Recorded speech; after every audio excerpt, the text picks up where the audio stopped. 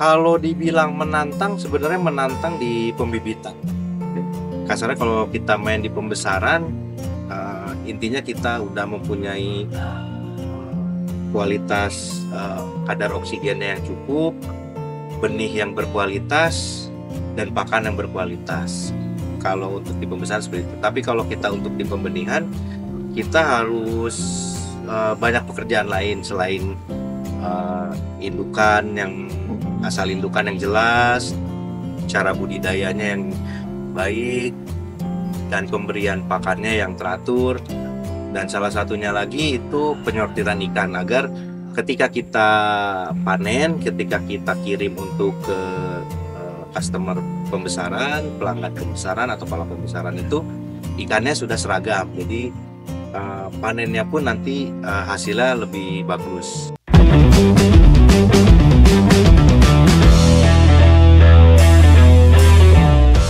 Assalamualaikum warahmatullahi wabarakatuh. Perkenalkan, nama saya Widya Mukhtar. Saya di sini sebagai ketua kelompok pembudidaya ikan Minabe Agribisnis. Kita di sini ini bertempatan di Jalan Cikaret, Komplek Bina Bakti, RT 6, RW 3, Kelurahan Cikaret, Bogor Selatan. Kita di Kota Bogor. Nah, awal mulai kita budidaya ikan itu dari 2010 sampai 2024 sekarang.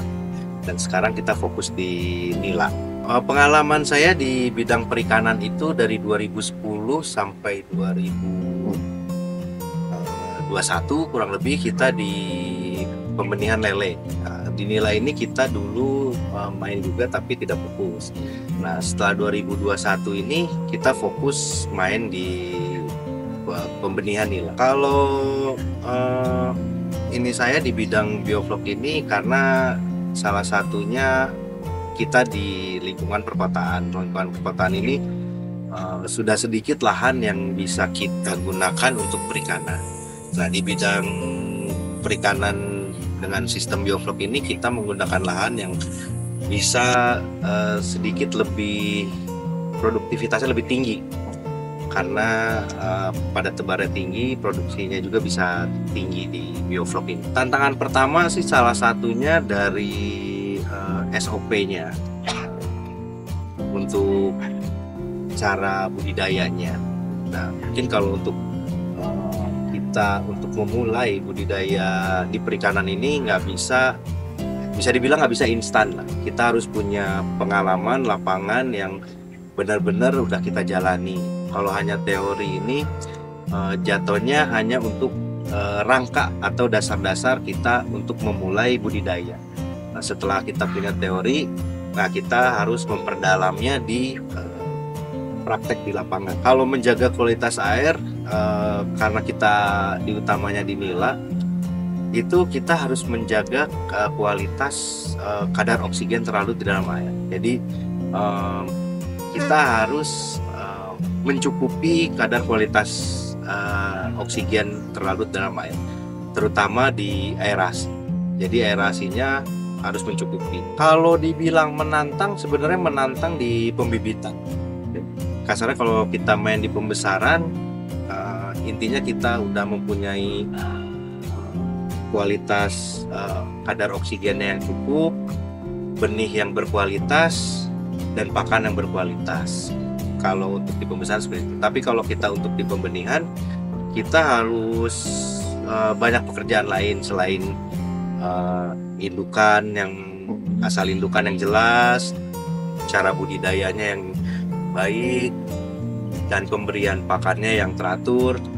Dan salah satunya lagi itu penyortiran ikan, agar ketika kita panen, ketika kita kirim untuk ke customer pembesaran, pelanggan pembesaran atau kepala pembesaran, itu ikannya sudah seragam. Jadi panennya pun nanti hasilnya lebih bagus.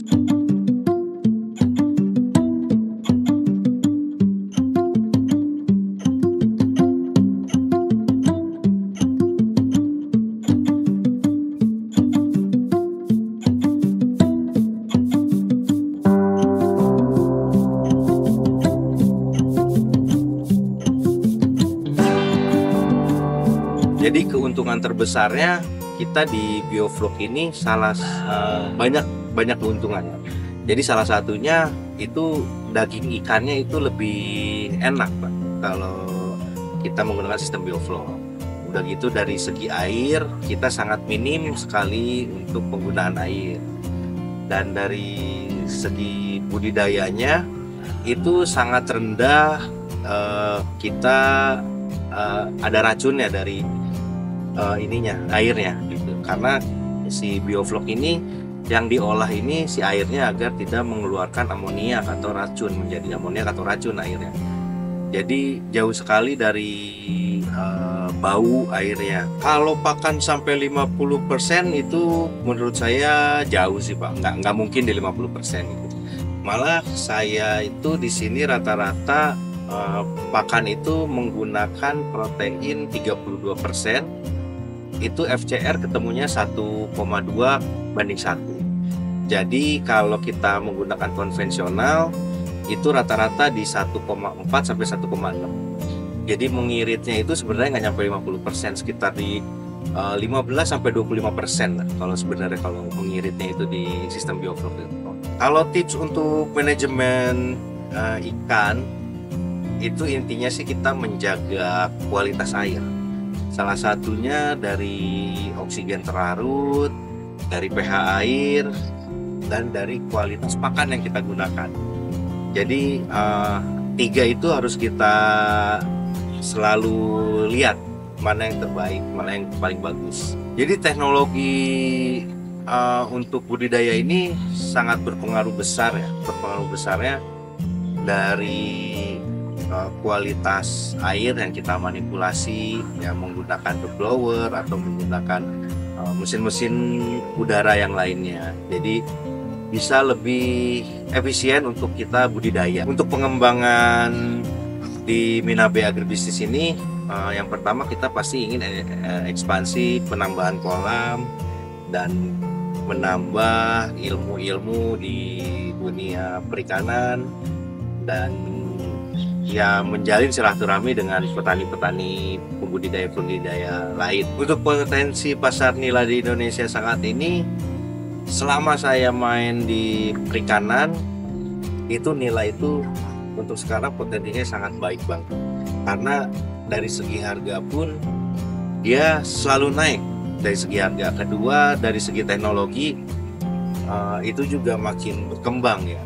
Makin banyak yang menggunakan teknologi untuk budidaya ikan nila ini agar menjadi ikan yang sangat bagus untuk dikonsumsi. Untuk rencana ke budidaya ke jenis lain itu belum terpikirkan, tapi kalau saya sendiri sih di sini untuk sekarang mungkin kedepannya juga lebih fokus di nila. Untuk saran saya bagi yang ingin memulai bisnis budidaya ikan nila ini,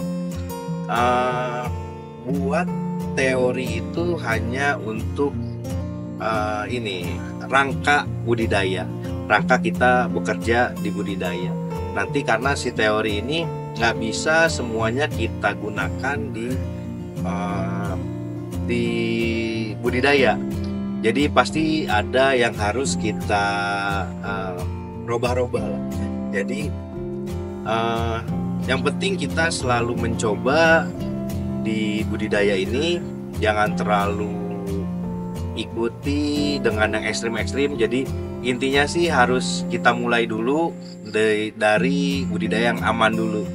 Baru kalau kita udah berhasil panen siklus 1, siklus 2, nah siklus 3 kita bisa ekspansi atau bisa ditebar badannya lebih tinggi lagi. Untuk dari segi fasilitas untuk di budidaya nila sistem bioflok pembesaran, itu yang pertama kita harus punya kolam, harus punya aerasi atau mesin udara, dan instalasi udaranya, instalasi listrik. Dan jangan sampai lupa kita mempunyai generator set atau genset yang untuk